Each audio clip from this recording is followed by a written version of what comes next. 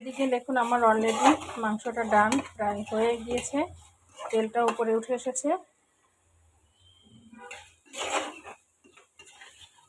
দেখুন তখন আমি হাই ফ্লেমে একটু 4-5 সেকেন্ডের মতো একটু এটাকে সটে করে নেয়।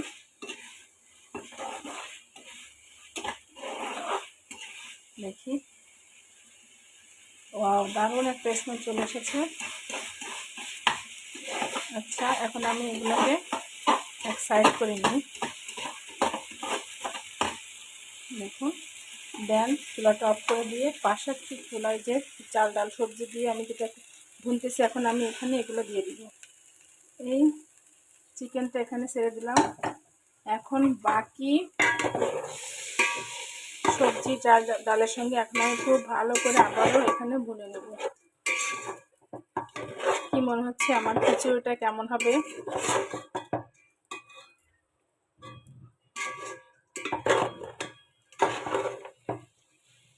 তো এটা একটু ভুনা খিচুড়ি করলেও কিন্তু খুব মজা হয়। তো রোজার দিনে তো আমি একটু নরম করব, নাহলে আমি এটা একটু ভুনা ভুনাই করতাম।